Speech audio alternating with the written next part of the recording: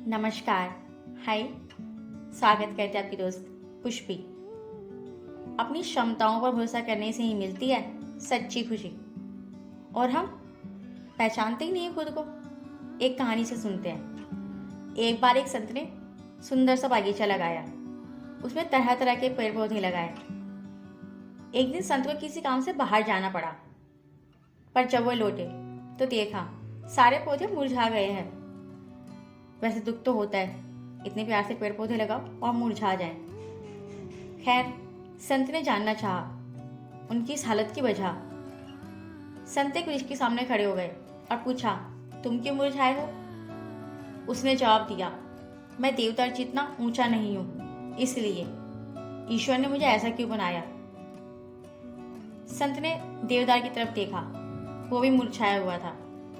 संत ने पूछा, अब तुम क्यों मुरझाए हो? उसने कहा, मैं अंगूर की बेल की तरह फल नहीं दे सकता, इसलिए। और अंगूर की बेल भी मरी जा रही थी। उसका कहना था, वो सुगंधित फूल नहीं दे सकती गुलाब की तरह, इसलिए। और गुलाब को भी शिकायत थी कांटों के बीच होने की। संत थोड़ा आगे गए। उन्हें एक ऐसा पेड़ नजर आया जो पूरी तरह से खिला हुआ था, ताजगी से भरा था। संत ने उससे पूछा, बड़े कमाल की बात है, पूरे बागीचे में घूमाओ, बस एक तुम ही एकमात्र संतुष्ट और शांत मिले हो, बाकी सब मुरझा गए हैं। तुम इतने खिले कैसे हो?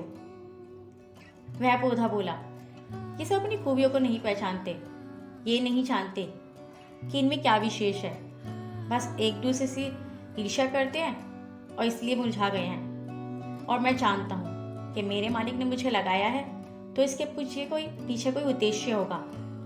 और मैं चाहता हूँ इस बगीचे की शान बढ़ाऊं, समृद्धि बनूं और खुशियां फैलाऊं। मेरा बस यही इरादा है। अपनी समझ को बढ़ाना जरूरी है। खुशियां हमें मिल सकती हैं अपनी क्षमताओं का पहचान कर, पर हम दूसरों पर ध्यान देते हैं। फ्रेंच फिलोसोफर रेनी देकार्ते ने कहा है, एक अच्छा दिमाग होना ही काफी नहीं है, उसका सही इस्तेमाल करना भी आता हो। और खुशियां हमें उपहार में नहीं मिलती, उसके लिए हमें कोशिश करनी पड़ती है, एफर्ट्स करते रहना पड़ता है, तब जाके खुशियां मिलती हैं। और आप में जो क्षमता है, आपकी जो कैपेसिटी है, उसे पहचानिए और अपनी खूबियों पर नाज कीजिए। आप जो हो बहुत अच्छे हो। Thank you.